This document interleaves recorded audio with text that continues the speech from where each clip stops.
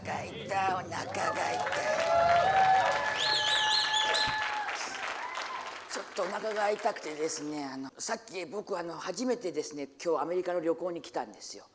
中学校から高校生まで6年間一生懸命英語を学びまして、で今日来る前の半年前にはですね30万円もお金を払ってですね英会話学校に通って、よーし準備完了だと思って今日アメリカに来たら、さっき空港でめっちゃアイスクリームがでかすぎてですね、それ食べたらお腹が痛くなってしまったんですね。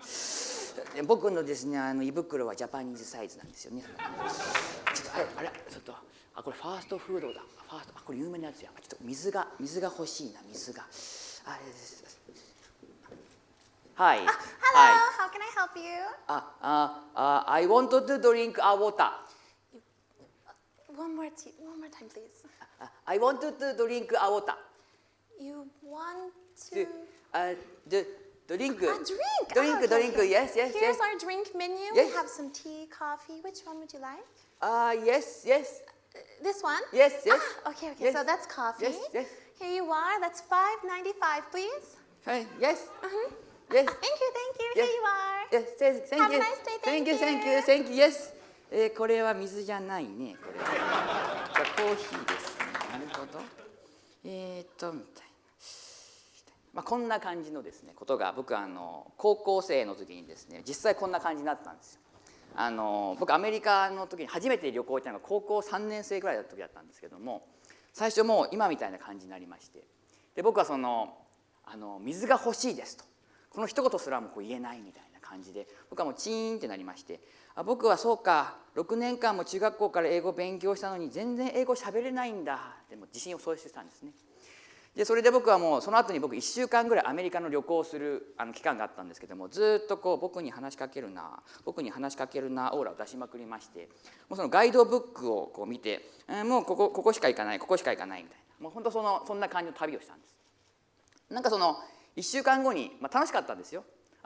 初めてのアメリカだし初めての海外旅行だし楽しいなって感じだったんですけど、なんか冒険感がなかったんです。なんか誰かのレールの上を行かされてるような感じがして、悔しいな。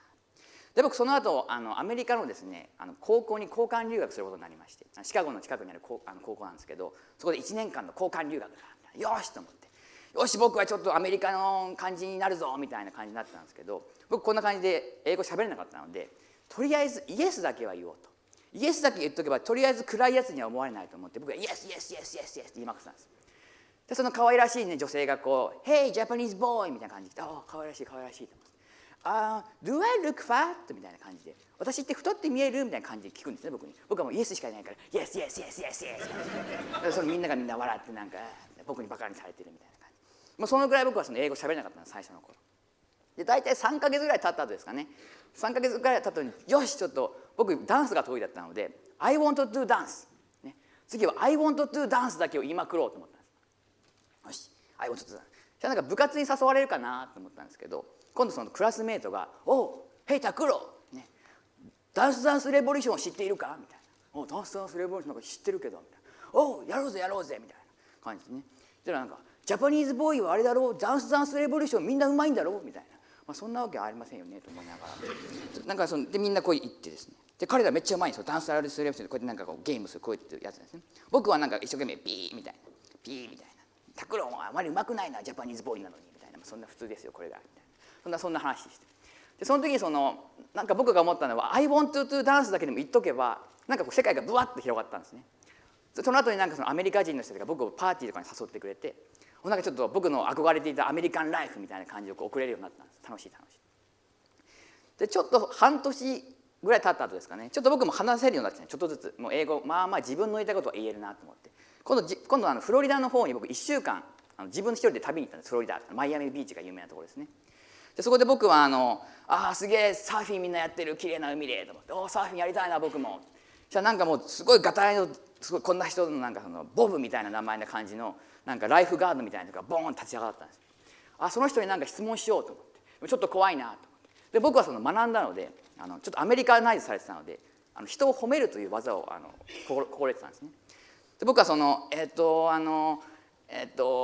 初「Excuse me、I like your hat、今度は僕は「I like your hat」って言って褒めたんです、その人。じゃあその人がいきなり「Oh, thank you」みたいな「Are you Japanese?」みたいな「Yes, I am Japanese」みたいな「Oh, I love Sailor Moon」みたいな「セーラームーン好きなんだ」みたいな感じで、そこでちょっとなんか僕セーラームーン知ってるけどそこまで詳しくないけどみたいな感じでちょっと話し込んでですね、でそこから結構仲良くなったんですね。でなんかその人と偶然出会ったんですけど、10年以上前ですけどメール交換をしていまだにFacebook とかでつながってるんです。で僕こうなった時になんかこう言葉って喋れるとすごい面白いなってこう思い始めたんです。なんか僕の思い描いているなんていうんですかね、この冒険というか、なんかこれ今少女ですけどなんかこうすごい冒険をしている感じがあったんですね。僕ワンピースとか好きなんですけど、なんかいろんな島へ行って冒険だみたいな、その感じがすごいあるなと思って、で僕はもっともっといろんな世界見てみたいと思って、例えばスペインだったり中国だったりいろんなとこ行ってみたいなっていうふうに思うようになったんです。行ってみたい。で今度僕最近ですね中国に行ったんです。中国に行った時にこんなメニューがボーンって出てきたんですね。ほう、中国語僕漢字にまあまあ読めるけどこのメニュー出てきました。でウェイターさんがもう日本語も喋れないしもちろん英語も喋れないみたいな。僕中国行った時こっからどうしようみたいな、おすすめの料理って聞くのって中国語でみたいな感じで止まってしまったんですよ。考えがカチチンみたいな。この時に僕そうだ、僕中国語全く喋れないんだった。そうか、じゃあまたそのアメリカの英語で喋れた時のような形の旅をするためにはまた中国語また覚えないといけないのと思って、面倒くさいなと思って、また5年間も勉強してまた英会話スクールに向かって面倒くさいなみたいな感じで思ってた。どうしようそうだと思って、道具があると、ね、例えば辞書ですとか、電子辞書とか、ガイドブック、こういうものがあれば大丈夫かなと思って、実際僕これ全部持ってったんです。実際これアメリカのその高校に行った時に僕全部持ってきました。実際電子辞書は僕2個ぐらい持ってきましたし、どうだったかっていうと結局使えないんですね。なぜかというと目の前に人がいてその場でウォーターはですねみたいな調べてくることできませんし、なのであくまでも勉強用っていうものだったので、なるほどと、現実の場でその場で人がいる時にコミュニケーションで使えるものではないな、違うか。じゃあ10年前と現在のその違いって何だろうと思ったんですね。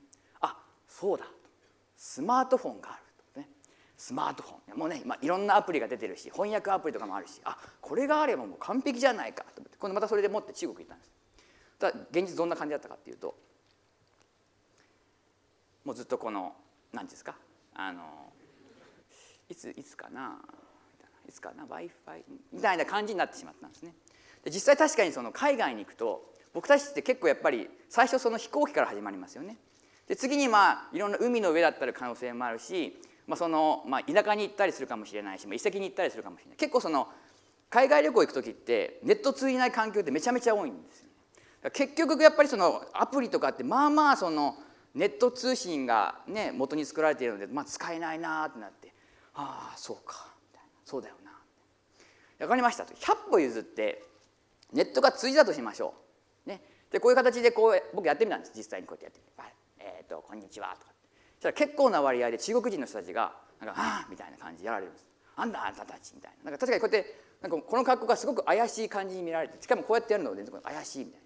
で結構人とのコミュニケーションで使うものなので、やっぱそういうのもあった瞬間にもう使い分けがなくなっちゃうんです。2回目以降にそうかで、結局結構スマートフォンってこっち側にこのスピーカーがついているので、こっちから音が出ると音が全然聞こえないみたいな、みたいな、こっちから喋ってこっちから音出てくるみたいな、みたいな。でいろいろ惜しいんだけど結局海外で使えないよねっていうのが僕の結論だったんです。そうかみたいな、みたいな。じゃあ僕はどんなものが欲しいんだろうと思ったんですね。で僕は結構いろんな英語だけですけど、まず全く喋れないという全く通じないという期間も僕過ごしましたし、少しぐらいなら通じるかなっていう時も過ごしましたし、通じるって僕の表現なんですごいざっくりとしますけど、ですごい通じるって僕、5年間ぐらいトータルでアメリカにいたので、今は結構普通に喋れるんですけど、いろいろ経験をして、じゃあ一番どの時が楽しかったかなと思ったんです。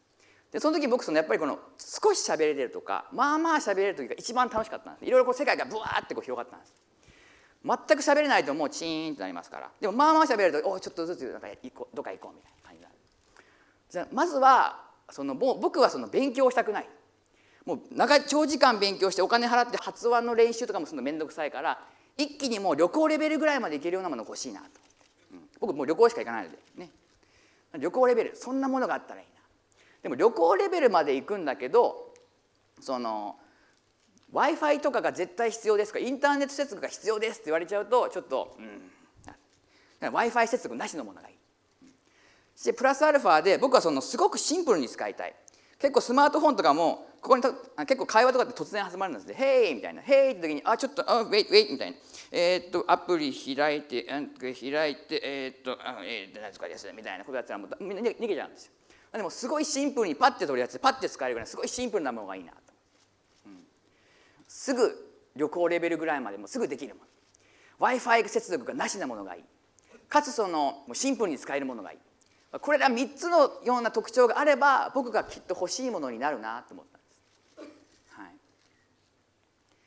これらの3つの特徴がね、そんな重なり合ったそんな商品がもしこの世の中にあったらいいなね。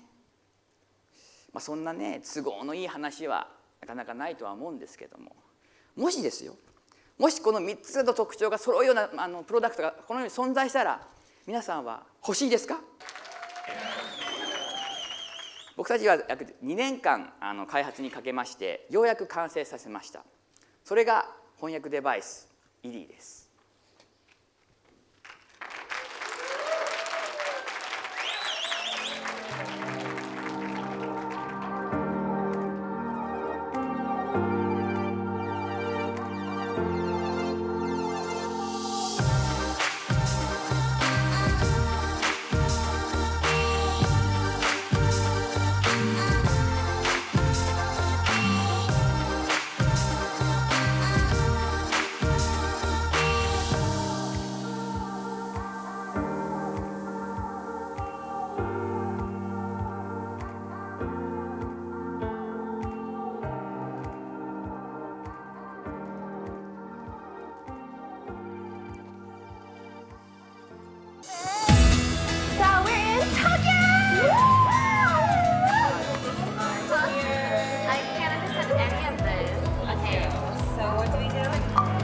Excuse me.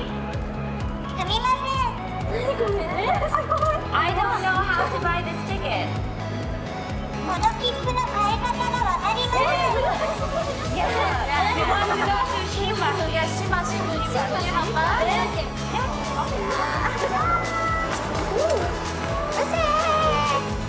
Akasaka Excel Hotel. I want to stay at a room with a nice view. 眺めのいい部屋ですね。I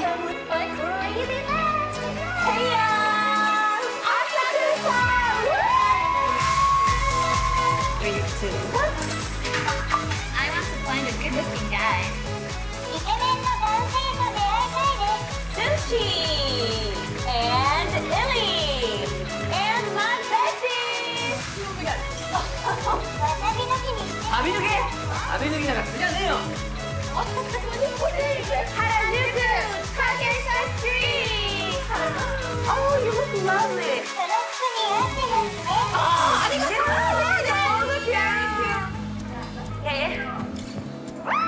Okay. Is there a karaoke near here? この近くにカラオケありますか？すごい。行こう。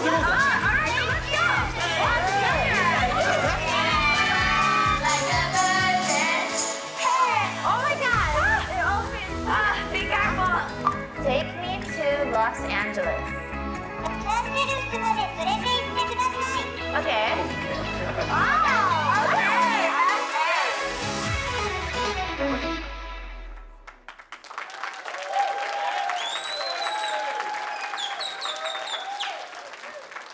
お腹が痛い、お腹が痛い。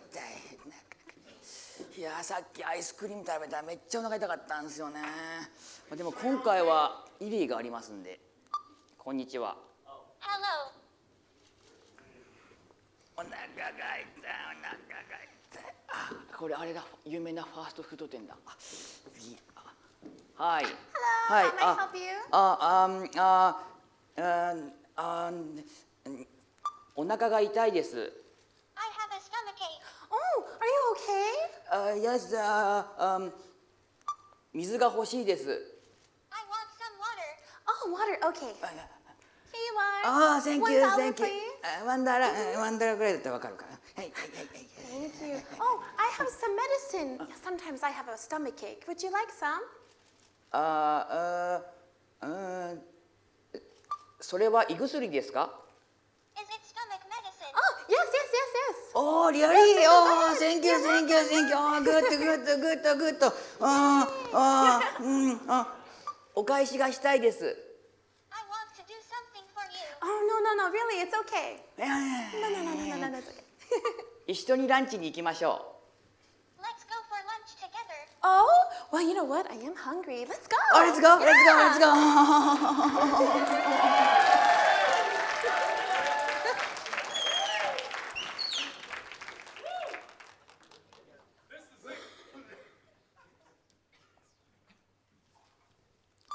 はじめまして。初次见面。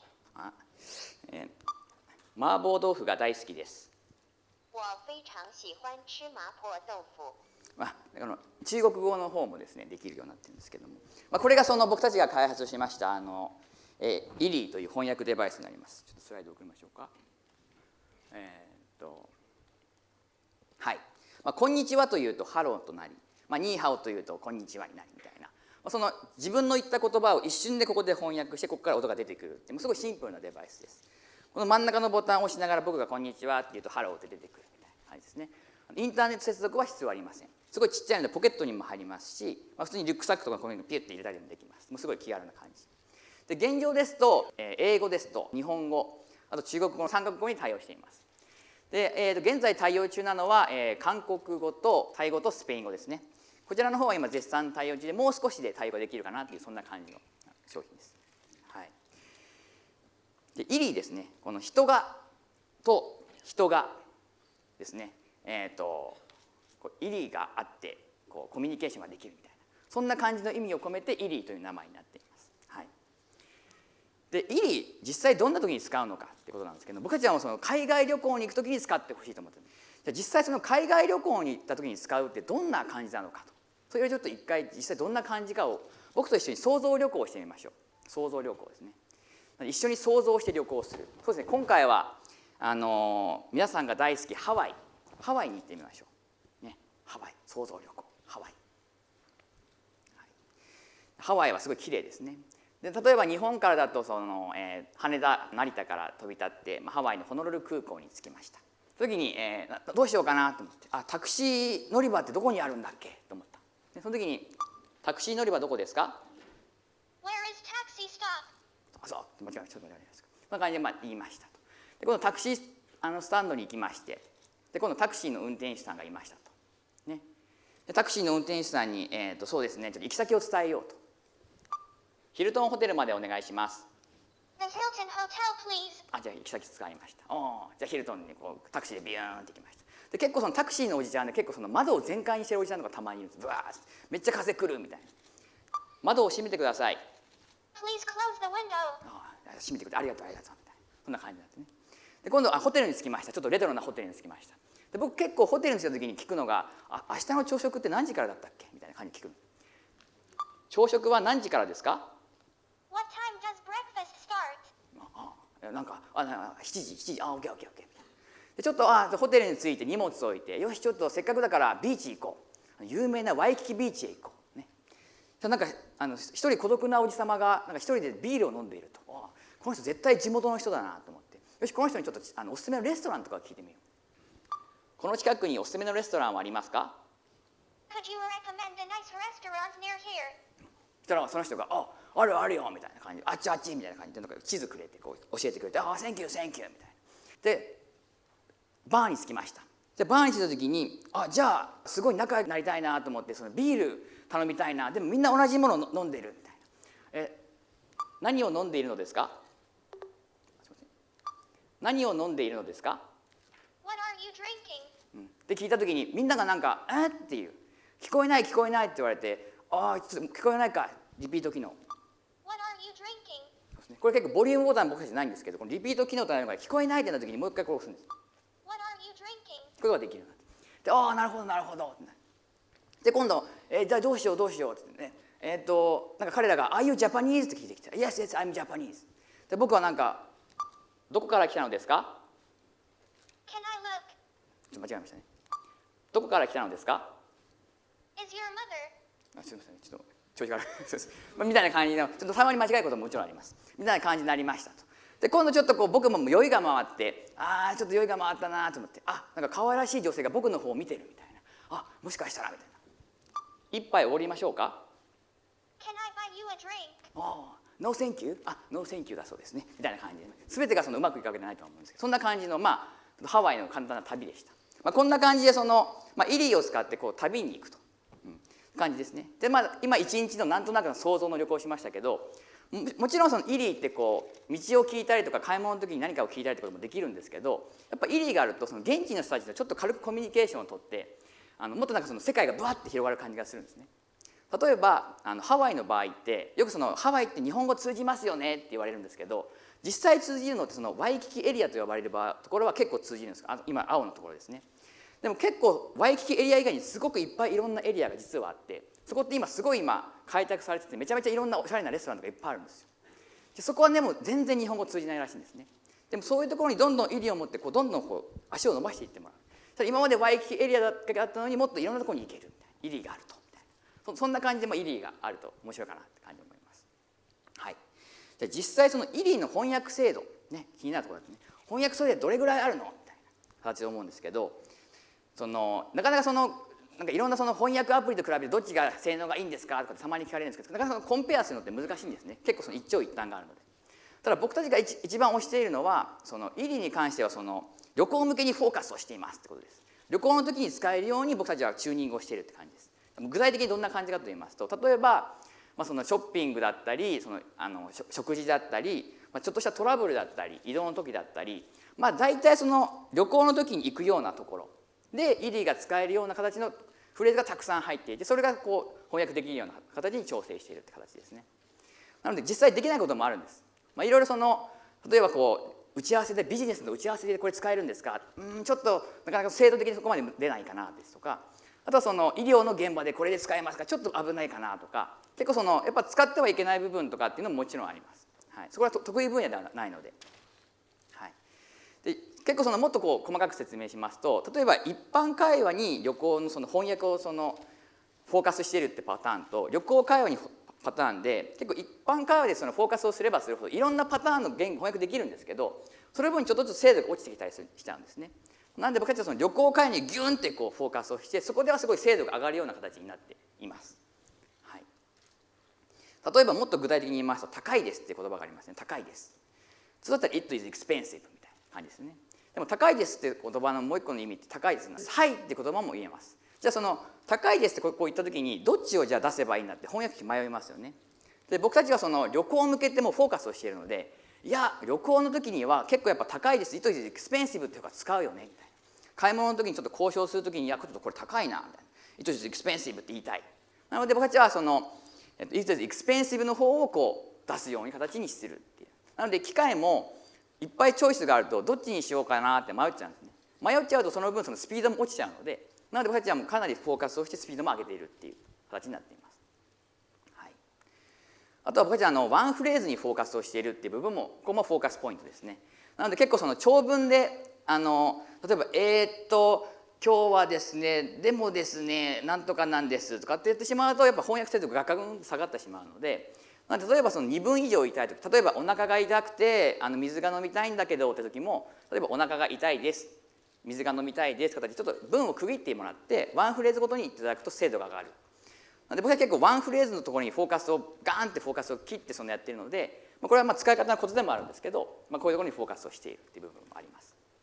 はい、あともう一個フォーカスしている部分なんですけどこの言語の僕たちの双方向と一方向って両方パターンがあった時に今の現状のイリーは一方向に逆に今フォーカスをしています。例えば日本語英語のみみたいな。でそれは最初僕たちもどうかなと思っていろいろ実証実験してみたんですね。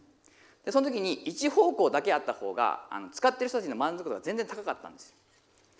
結構双方向あった時に一番困るのが僕は使い方知ってます。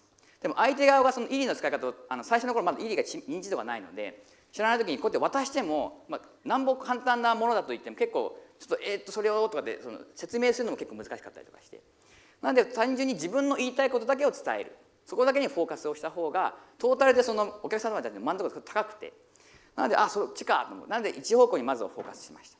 でその一方向にフォーカスすることによって精度ももちろんデータ容量もそっち側にブワーって使えるので、スピードも、精度も良くなったというところがフォーカスポイントになっています。はい、でイリ僕はやっぱり英語に関しては僕のパターンだともう5年間もアメリカにいましたし、結構普通に喋れるようになりましたと。ただ僕中国語に関しては全く分かりません。スペイン語に関しても全くゼロです。もういくらですか、可愛いですねすら言えない。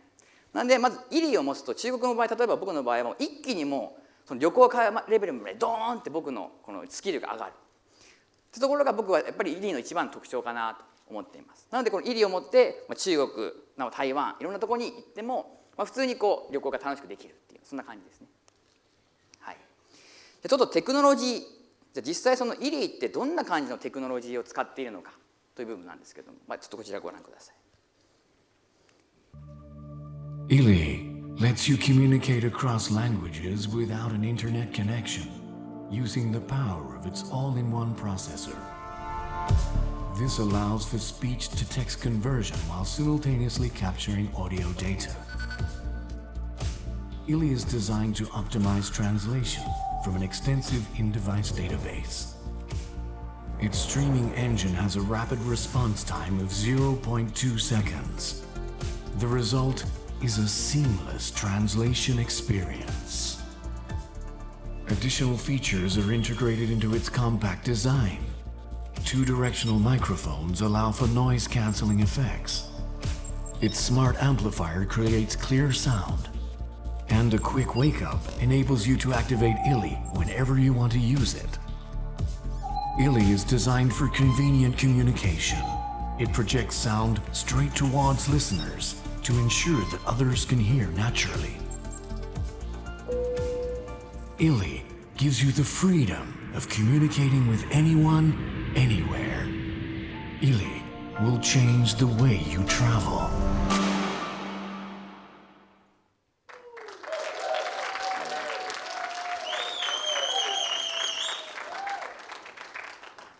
この中にCPU というものが入っています。実際使われているものは皆さんが持っているノートパソコンと同じぐらいの高性能のものがここに入っているんですね。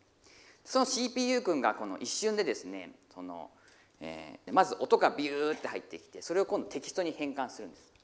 でそのテキストを今度翻訳をするっていう3つの処理を一気にバッとこの CPU の中でやっています。でこんな感じで、0.2 秒最速 0.2 秒でその処理が一瞬でビューンってできるっていうような仕組みになっています。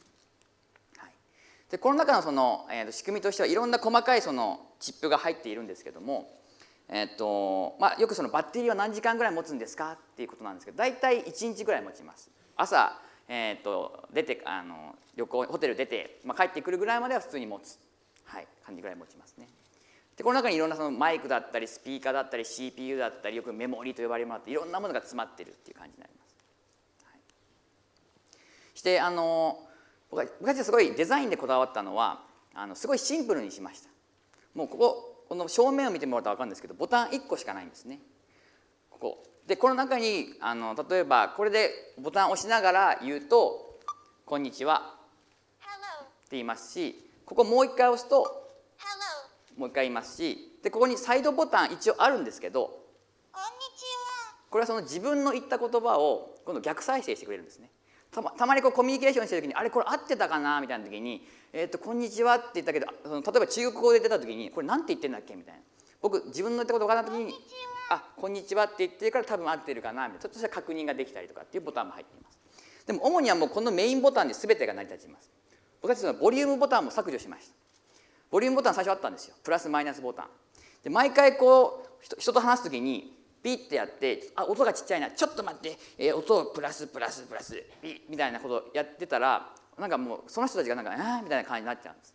なので僕たちはリピート機能をその分つけて、なんか聞こえないなってなった時に例えば「こんにちは」なんか聞こえないなって顔したらちょっとこれを近づけてあげてリピート機能みたいなことやった方が全然コミュニケーションが円滑になったんですよ。なんでもうボリュームボタンも全部バーンって削除して、このリピート機能に全部フォーカスしたって感じとかしています。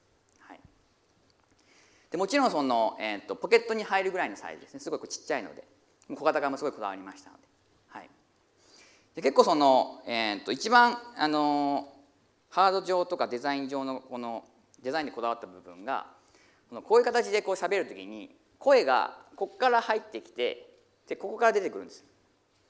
でこれが結構僕たちがそのハードウェアとして、イリーで翻訳機で専用になったすごい最大の特徴かなと思うんですけど、声が入ってくるところと出てくるところが一直線なので聞いてる方がすごいナチュラルなんですね。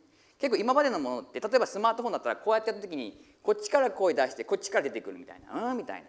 でもしここから僕が話してるんでここから音がビヨーってできたらなんかみんなみたいな感じになると思うんですけど、そこをすごいナチュラルにしたっていうところもすごいデザイン上としてはこだわっているポイントではあります。はい、いろんなこのイノベーティブなプロダクトっていろいろあると思うんですけども、海外に住んでいる人たちとこう身近にしたイノベーティブなデバイスって何だろうと思った時にまず思い浮かぶのは僕はその電話が思い浮かぶんですよ。電話ってすごいなと思って、遠くにいる人と一瞬で声でつながれる、それはその海外の人と僕たちの距離をすごいギュッと縮めましたよね。でその次に飛行機があるから一瞬で今までその船で何ヶ月もかかってたところが数時間でピョーンって行ける。じゃあ海外の人たちの距離がグンって縮まりましたね。で僕たちはそのイリーというものは今度海外に行った時にその海外の人たちの距離をグンって縮めるイノベーティブなプロダクトだなと僕は思っています。僕たちはそのまだイリーというのはスタートしたばかりです。ただ僕はその23年後には、もう今統計によると年間10億人以上が海外旅行をしているらしいです。もう日本の10倍ぐらいの人口の人が毎年海外を旅行しまくってるんです。その人たちに僕は全員にこうイリーを持ってもらって、そして海外旅行をもっと楽しいものにしてもらいたいなと思っています。